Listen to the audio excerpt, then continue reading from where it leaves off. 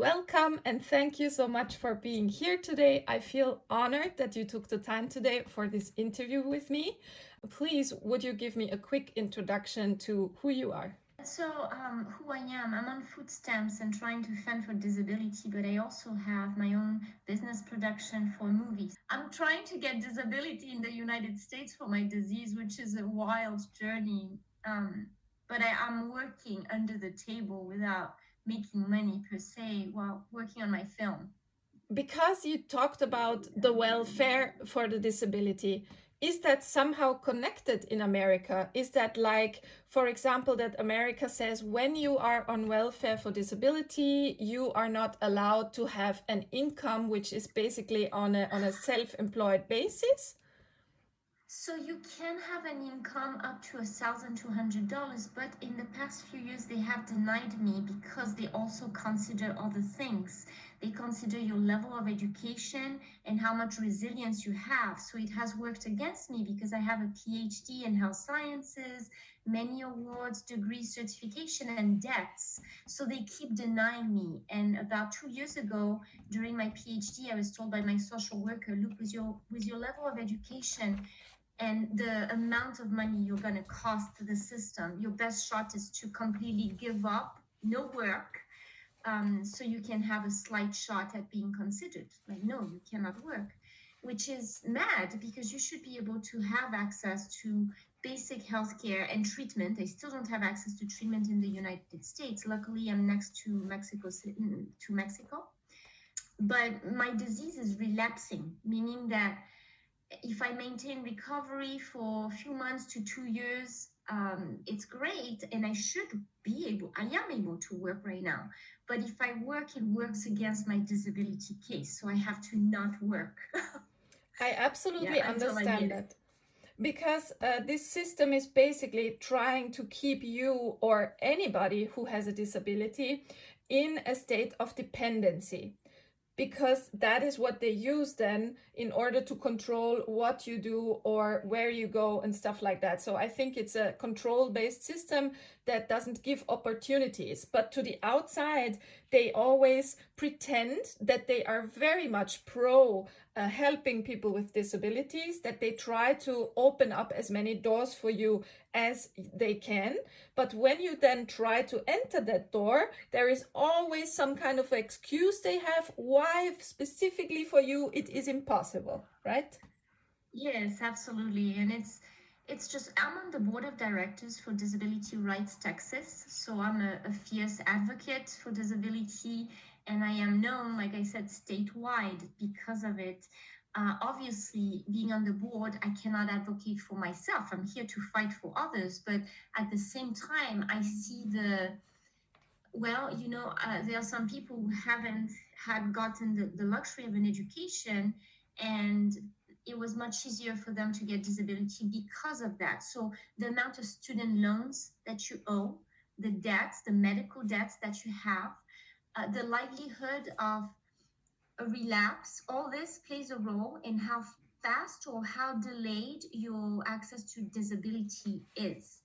And so for my case, it's wild because I tend to be very resilient and resourceful. But when I relapse, I'm so disabled that I become suicidal because no one can take care of myself. I don't have a family.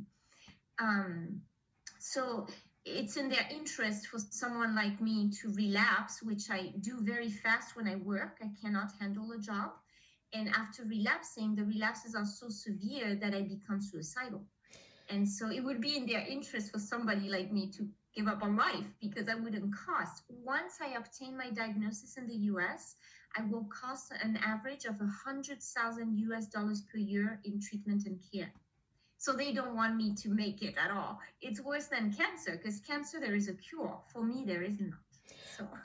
Also, I believe that there is somebody who will financially profit in case that would really happen. In the hypothetical case that you would have committed a suicide, then I think somebody somewhere would gain money out of an insurance, because they will say, okay, at this level of sickness that she has, there is a risk that she might die for whatever causes, could even be a heart attack or something else. That's why we have to make an insurance. So, for example, my bank approached me and said, we think that there is a risk, an unalivement risk for you, whether that's by your own hand or by a sickness, it doesn't matter. We think there is a risk because you have so many diseases. Okay, I have 60% disability by the state. So the bank said to me, we would like you to pay a few bucks a month for this unalivement risk policy. And I said, I am absolutely not paying this because there is no risk. I have no cancer diagnosis. I would understand if you do that if I had a terminal cancer diagnosis or something. But even though I have 60% disability and even though I have chronic autoimmune disease, there is no such risk to start such an insurance now. Yeah. So I told them, no, I'm not paying it. Maybe they take it out of my bank account anyways without me knowing it by writing it under a different name. I don't know that. Okay. But the bank approached me and wanted me to pay this. So I am absolutely sure that if you or I should die of any cause, let's say it's an attack of our own immune system to the heart and we get a heart attack, then the bankers or somebody will financially profit because they get money from this insurance. So Yes. that is actually the reason, I think, why they always pretend to help on the outside. But when you try to get access to the help, there is always some excuse why you don't get it, because they would rather wait until you get unalived by nature or by anything, and then somebody profits from you. Yeah, so I didn't realize it was fairly the same in your country. I was thinking that the US was way worse than the rest of the world. But anyways, on another layer is the fact that I'm so vocal about disability rights and I have that level of education. They want somebody like me to die. Absolutely, So, because you could bring the truth out to the people. Yeah. That the system is only pretending to help those with disability, but in reality they just bet on our head. Literally, they bet money on our head, how many years it's going to take until we're finished. So basically the system profits on us, and it also profits from us in every case. If we live, they profit because we are under their spell, I would say, or under their control. Yeah, they can control where we live, where we go. We don't have much of a choice in that because of the poverty. And also, if we should not survive, then they also profit. So it's in either case they win. Yeah, they have created a situation where the person with the disability is always the loser, no matter what. The only difference, I think, up until now between Austria and the States is that right now we still have a state medical care system. So before I get welfare money too, before I get the welfare money, some of that money is taken directly into the state health insurance. And from the state health insurance, for example, I get medications. But anything that you need further, like for example, you need a UV light program. UV light, you surely know, is a very good immunosuppressant. And UV light is good, therefore, for anybody who has an autoimmune disease and needs some immunosuppressant. Yeah. So if we are not living at the beach and cannot go into the sun, we need the sunbed. We need the UV light. But of course, this is not covered by the state. The state will only give you medication because when they give you medication, there is a pharmaceutical company behind it who also wins. Okay, so it's always a win-win for the system. And that is why I think that is the only difference between Austria and the United States. But I also have the view on the future that Austria will partly remove it step by step. The things that they pay for you will get less and less and less until in the end they're going to say, oh, I'm sorry, there is no more state healthcare system.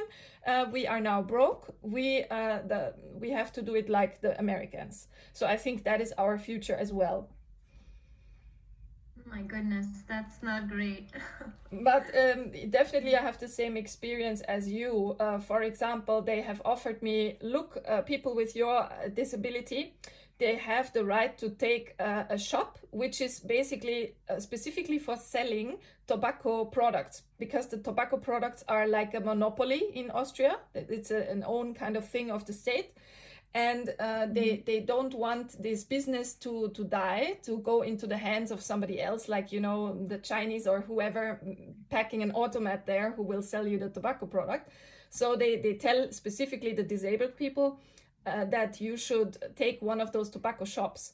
And also the state is willing to give you a loan, but not if you don't have any kind of how do you say that, your own money, like a little bit of your own money. There has to be, like, depending on the size of the shop, it's between 30 and maybe 50-60,000 that you need to have of your own. And when you come from a long-term unemployment of disability, of course you don't have that. So there is, again, they present it as a possibility, but then there is some form of barrier, the typical barrier that every disabled person is talking about, that will keep you from having it. So that is another example. So what were the typical examples that you know from your country where they offer something at first, but then there is some reason why you don't get it? Yeah, so it's based on the ability to work, which is so complex, right? Because like I said, I'm able to work, but I'm not able to keep a job. And in the process of getting those many jobs I've had, every single time I've had a relapse, which every time gets worse. And to me, it's not worth it at all. So circumstances are different for everyone. And with the amount of mental health concerns that I've had throughout my life, complex PTSD, severe recurrent depression, I should have been disabled just for mental health many years ago. But I wasn't. And I think that the reason I wasn't is that I always juggled 2 to 3 jobs because I had learned that my body couldn't withstand any job. So I needed to have backup for my backup for my backup, which is exhausting and contributes to disability increase over time and fast aging and so much, right? So you are accumulating more emotional, more emotional struggle, more physical struggle, more mental health struggle over time, and it's not working out. At least for me, it hasn't been. Now, you could argue that a lot of people, this is one of the arguments I hear a lot. Well, those people who are on disability, I see them going to McDonald's and going to the park and they look fine. And so that judgment is such an ignorant judgment because no one knows what anybody is going through. And so McDonald's might be because of social class, because when you are on disability, you don't make millions. You are barely making it through. We don't know if they have a car to go grocery shopping, which is one of the struggles I have. Sorry, so now that I know that I'm being recorded, I'm freaking out and I'm over talking, so feel free to bring me back. Like, hey, Josette. Neurodivergent. No, but while you're talking, I have 10 other questions in my head, and I don't want to interrupt you with these questions. My number one question would be, is that the same system in America that you also get a percentage? Because for me, they said you have 60% disability. Is that the same for you guys? I think here it works by state, if I'm not mistaken. I do not quote me on that because I'm not 100% sure. Things are changing fast, as a matter of fact. Yes, there is a level. So if you're able to work, you can earn up to, I think it's 1,600 in the state of Texas a month. But that being said, if you earn that amount of money, it is a proof that you can work. So lots of things are going to be at play. And the ultimate goal feels like we want to deny people because they were able to work or because they had to work. I mean, the fact that I have been unemployed for so long is partially a choice because I have the luxury of not having to pay for a mortgage, for a car, to handle juggling being house insecured, right? So sometimes I have this place and sometimes I have this place. I have a safety net that many people do not. I do not have to worry about feeding a child. So I have a large amount of privileges and luxuries that most people don't have. They have to work. And because of that, they are more likely to get denied more than I will because of that proof of work. Okay. So the next question I have, because I'm trying to compare the system in the US with the system we have here. So we have two different systems. One is the system where you are considered able to work, and one is the other system where you are considered not able to work. Okay?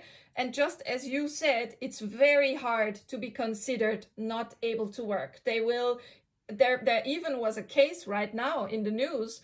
A woman who has terminal cancer in the brain, has had several surgeries of the brain, has also written and confirmed that she will die within the next 6 months. They told her, we want to send you on rehab because you are able to work. So they basically want her to work from the grave. So there is absolutely no way they will put you into that system. So if you are like me in the other system where you're considered able to work, then they have these different degrees. They have, for me, I am 60% disabled, other people get 50. And from what I heard, it is almost impossible to get more than 60. So I am one of the lucky ones. I have talked to other people who actually have more of a harder, tougher life than me, who actually got less. They got 50%. And I was wondering, how is a person like this sitting in the wheelchair, not being able to move, to walk, having 50% and I get 60? So you don't even know if there is nothing, if there is anything else behind it than just their wishful thinking and their daily mood, you know. So I think the daily mood is more of the deciding factor, how many percent you get. Also with the money, it's very tough because, for example, the state of Austria treats the welfare money, which is called Mindestsicherung, like a loan. And basically, the longer you are unemployed, the higher your debt gets, because they treat it as a loan in case that after being in the welfare money, you go to a self-employed job. If you go to a self-employed job, they will immediately want that money back. They will say, okay, now you owe us, yeah, because they treat it like a loan. If you go into employed work, they might not ask it back from you. They might not, yeah, because they say you're employed, you're still a member of the society, you pay your tax, fine, yeah. But if you're self-employed, they will say, okay, in the last few years, you got maybe 20,000, we want it back. And that is the danger. That is why many people cannot go into self-employment after poverty, because they say, then I have to pay everything back. So I don't know how it is in the USA, or if you have a similar system, or how is that in your country? I think it's fairly similar, and I am actually shocked about the similarities between your country and mine, the one that I call my own right now. Not with pride of any kind. It's kind of disappointing to see how humanity is second to the big bucks, the billionaires making trillions, and with such an intentional move to force people into labor, which will lead them to die or get worse. And it feels extremely intentional, extremely intentional. And I don't know, there might be some parts of the system that are well-intentioned, some people that genuinely believe that this is the way life should be. You should work because you can right now, no matter if it's going to lead you to a relapse, no matter, because they don't understand. But I think that the large majority of policymakers and political leaders' intention is to cut off the funds that then go to the army to fund war, or to make billionaires trillionaires, which is a lack of humanity, layers, multi-layered. Yes, it's the same here, because everybody here in Europe is talking about we have to upscale the military. Just recently in our neighbor country, Germany, they said all the men now have to report to the military if they want to leave the country permanently. So you can't even run anymore if you want to. So now is maybe the last 1 or 2 weeks where you can still flee the country before they're going to say, okay, we're going to be pulled into that war thing and you have to come serve. So now the net is getting tighter. You can feel that the whole sling around your neck is getting tighter. I mean, this is not valid for me, because I, of course, with my disability will not be pulled. But for the men in Germany under the age of let's say 45, it's very bad, yeah, that they can't even go away anymore for longer than maybe 1-2 weeks. But apart from that whole thing that they want to lead the world into a war, you mentioned the intention. And yes, the intention is visible because they win at every corner, no matter what happens to you. If you live, they win because they can exploit you. If you die, they win because they get the money from the insurance, from the life insurance they have made on your head. So either way, they win. So in this case, in my case, if you're on welfare, of course, for them, it's like a liability because they pay me welfare each month. So they would rather have me starve because there is a very high prices. The prices for food are getting higher and higher, especially now with the oil prices going up. And for example, in my case, I wouldn't live anymore if I would not have moved in with my parents and eat from their fridge. So for me, I have to say I am glad that my parents are still alive. They're in their 80s now. But honestly, when my parents are not alive anymore one day, then I will probably most likely starve because the money that I get in welfare is maybe, if I'm lucky, enough for housing and electricity, but surely not for heating. The warm water and the heating will surely be gone, and also the food. For that, it will definitely not be enough, and surely not for anything that I pay for my medical expenses. So it's most likely that my life will be shortened simply by poverty. But in either case, the higher ups, the elites, the ones who think they are better, they will definitely win in any case. What you also said, you mentioned the prejudice people have towards people with a non-visible disability. And I think that's a very important point you mentioned. So maybe you can tell me about a specific case that you know, maybe either from your own life or maybe from being the board member in the Disability Rights Texas board, that somebody was literally having a severe disadvantage due to the fact that their disability might be strong, but it is not visible. Well, I can take my own case because I feel that it's very relevant. I live with relapsing Mogad, which is very difficult to diagnose. And each relapse becomes more severe with more signs and symptoms. But recoveries in between are much better than multiple sclerosis and MO. In fact, some recovery in between can be almost complete, and disability can accumulate if the relapses are constant, severe, worsening. So my disability right now is not visible. All I experience is fatigue, sometimes cognitive issues and fog that I have gotten good at hiding. I've had to mask a lot throughout my life, both the fatigue and the symptoms, which were like feeling like you have a flu sometimes, or losing my eyesight on one side mostly. And so I can see why people would see that happy girl that has achieved many things and keeps on doing stuff. Why should she get disability instead of working? I don't want to pay taxes for my taxes to go to her. So I stay with a level of empathy towards their ignorance, because that's what it is, right? Those people have been told to internalize a discourse that I am the enemy and I am the problem, not the system.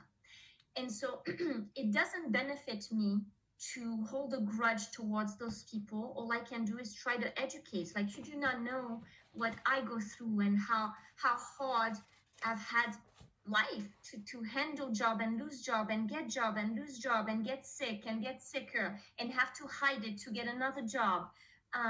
No one truly knows what's going on in somebody's mind, body, spirit, and soul. How many times I've almost given up on life. It's just like, you know what, I can't do this anymore because I've tried everything to be okay and I just cannot handle it anymore. So suicide was a legitimate option for me many times throughout my life. And so the enemy per se is the system that gets those people against us. right? Because once we unite, once we realize that we are not each other's enemy, we've been manipulated by so and so discourse, so and so media, so and so um, repetition of they are lazy, they're lazy. You know who are lazy? The trillionaires running the worldwide game that are sending your troops all over the world to kill other innocent people. Those are the real enemies, not the troops. They are still trying to pay their mortgage and they have internalized the I'm fighting for my country, when truly, no, they are not fighting for any country. They are fighting for billionaires becoming trillionaires who do not care about them, the country, or any of us. And so, yeah, it's about opening conversation of we've been told that the right thing to do was to hustle our way to exhaustion. And this was something marvelous to embrace. Like, yeah, such a hard worker. And because we have internalized the fact that this was the only option to be valued in society and the rest was lazy, self-care became second to what really is believed to be the way. My way right now is, you know what, people are going to judge me, but they do not know how close I've come to dying by suicide. Last time I was having an agonizing episode with no way to kill the pain because it's neurological. And so, yeah, you know what? I am not willing to go back. And I don't have access to infusions because they cost a very large amount of money in Mexico. I don't have access in the US because diagnosis takes such a long time to diagnose Mogad. It's a whole journey. And so I have to find purpose and delusional faith. So one of the things that I personally try to believe when you say they win, I need for my mental health to believe that there is always a way. So that's my personal choice. It's not realistic because I'm fighting a system that's a big monster worldwide. But I have chosen for my mental health that I desperately need to keep my physical health to believe that I have purpose. I was born for this. I can learn lessons and meet the right people like you along the way across the world to unite a community that realizes that together we can change that monster. Sure, it sounds like a sci-fi movie for little kids, but I don't mind it because I need it for my mental health. So Good answer, good answer. What I wanted to ask right in between is what exactly is your PhD in? it's in interdisciplinary health sciences. And so I did the first autoethnographic dissertation at my university, which led me to, during my dissertation, be diagnosed with the demyelinating disease. So I came in with no science background. I had a couple of free certifications because I always was into trying to learn everything that was free. But I petitioned myself, telling them, look, I have 2 years to graduate because I had been in a program on and off for 9 years before because I was in and out of homelessness and housing instability slash mental health concern slash I was very sick every time, but I didn't know what was going on. And when I entered the program, I had an idea to do something about a mixed method on post-traumatic growth because I was starting to experience post-traumatic growth. But eventually I realized that this was my opportunity to make my case and get my diagnosis. So no one believed in me. My friends, at least, didn't believe in me. They told me, you are wild. First, they want to take you in interdisciplinary health sciences. And second, why would they let you do an autoethnographic dissertation, which is looked down upon in all fields?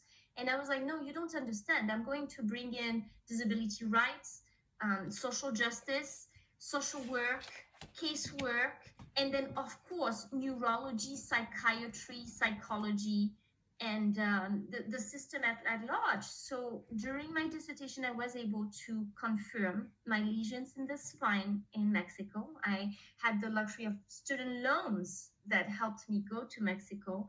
I had to travel at some point to Chihuahua, to see a specialist because Mogad is so rare. So we knew there were lesions. We saw the signs and symptoms of MS or potentially NMO because of how severe my symptoms were and how many they were. And I had to go to Chihuahua to get that diagnosis. So